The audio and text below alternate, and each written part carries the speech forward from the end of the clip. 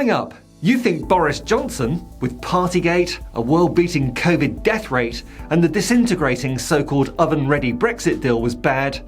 Dim Lizzie Truss says, hold my beer, with several scandals swirling around her this week as she lives up to Johnson's description of her as the human hand grenade.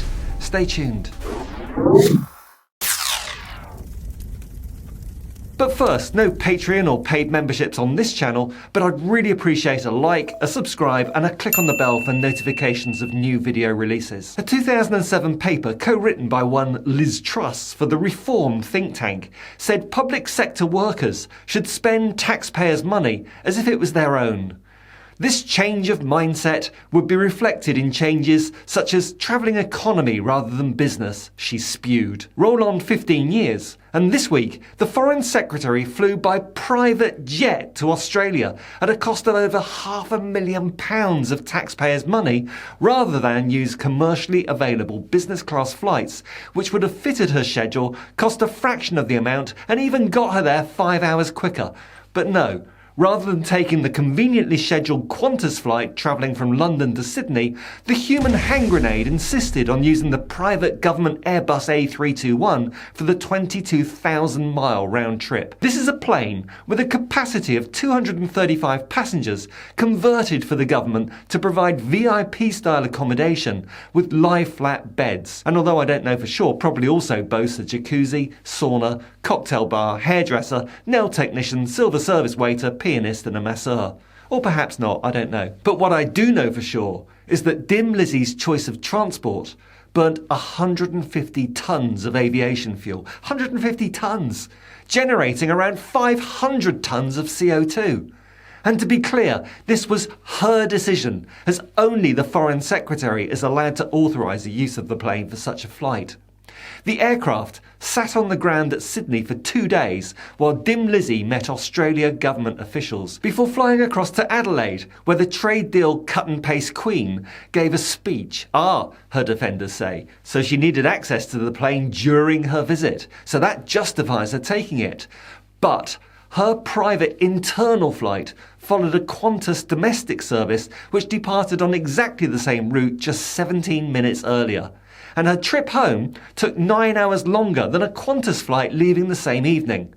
£500,000 blown, instead of the most expensive business class ticket for the Foreign Secretary's entire itinerary on Qantas, which also offers lie-flat beds and would have cost a mere £7,712. And sure, there would have been a small team travelling with her, but at least 2 sets of flight crew were required to fly this private plane. This at a time when working people are facing national insurance increases and cuts to universal credit.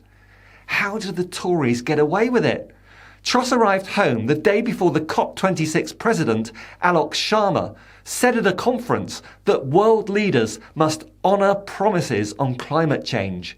Sounds like Alok Sharma was alarmed by the shock. To which Anna Hughes, director of environmental charity Flight Free UK, added, Liz Truss has consistently demonstrated her lack of understanding about the action that we all need to take to address the climate crisis, and this is no exception.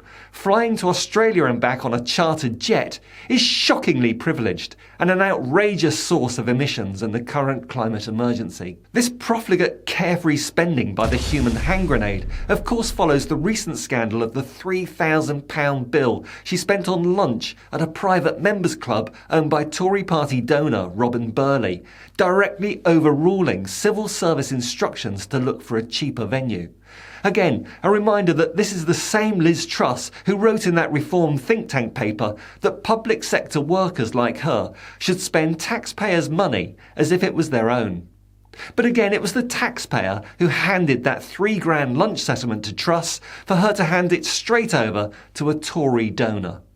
Some people might call that blatant corruption. And she's not just profligate and sleazy, but according to Paul Keating, former Prime Minister of Australia, she is also demented. His attack on the Foreign Secretary came after she claimed China could exploit a Russian invasion of Ukraine to launch its own attacks in the Pacific. She also said that Russia is working more closely with China than it ever has, Aggressors are working in concert, and I think it's incumbent on countries like ours, the UK and Australia, to work together. A statement which Keating linked to delusions of grandeur, saying that the UK was an insignificant military presence in the region. I quote, remarks by the British Foreign Secretary Liz Truss that China could engage in military aggression in the Pacific, encouraged by Russia's contingent moves against Ukraine, are nothing short of demented.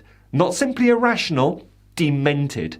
Truss would do us all a favour by hightailing it back to her collapsing, disreputable government, leaving Australia to find its own way in Asia. Really, Truss and Australia aren't a great combination, because in other news, furious British farmers have this week been lashing out at her over the Australia trade deal.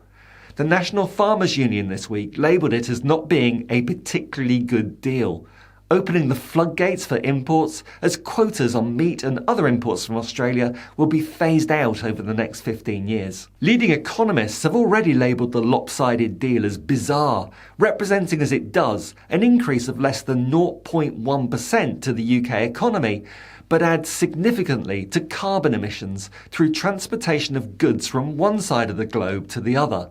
Peak Brexit and peak Truss. Paul Keating and other Australians clearly wanted the human hand grenade gone from Oz before someone pulled out the pin. But although she apparently embraces that nickname enthusiastically, Big Dog Johnson doesn't necessarily intend it to be complimentary, having been quoted as saying that anything passed her way needs to be handled with care. But the former Lib Dem activist, former Remain campaigner Truss, has often topped the polls amongst Tory members for their favourite minister. Though interestingly, when it comes to her launching a leadership challenge, rather than being their darling, even Tory members seem to recognise she's not up to the Prime Ministership, because in a recent opinion poll of Conservative Party members, rich Rishi Sunak beats his closest rival Truss by 28 points. And there's worse news for the former ardent Remainer when you ask the electorate at large. A YouGov poll had Truss coming 23rd in the list of recognised names amongst Tory politicians, and another poll suggests that the current Labour lead of 11 points in the polls would double to 22 points should Truss become Tory leader. And yet, she missed a golden opportunity this week to improve on these figures when she was booked to appear on ITV's Good Morning Britain to talk about the police investigation into Partygate. However, she declined to appear. Co-presenter Adil Ray told viewers live on the Breakfast Time show, as often happens when there's a big news story around for the government, when they've got their backs to the wall and they need to answer questions, they disappear. The camera then cut to a view of an empty chair in the studio where Liz Truss might have sat. So we'll keep you updated on that situation. Yeah. The chair is currently empty. If any government ministers are around, we do have some cake over here. If you'd like to come in, we can ambush you with a slice of cake. Some cheese and wine are around as well. So lots of reasons for you to perhaps pop in. But perhaps the Truss would argue that she was far too busy meeting with Maros Sestovitz to renegotiate the Northern Ireland Protocol. There has been hope within the EU that Ms Truss would be less confrontational in negotiations than her predecessor, Lord Gormless, David Frosty the No Man. And officials have praised the constructive tone. But in what the Fine Gael party in Ireland labelled as a Trumpian move, an official tweet fired off from the Foreign Office read, "There are significant problems with the Northern Ireland Protocol. This is putting the Belfast Good Friday Agreement at risk."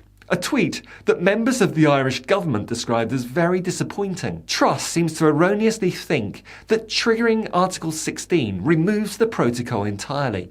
It doesn't, and is still demanding that the European Court of Justice be removed as the arbiter of disputes over EU law as it applies in Northern Ireland.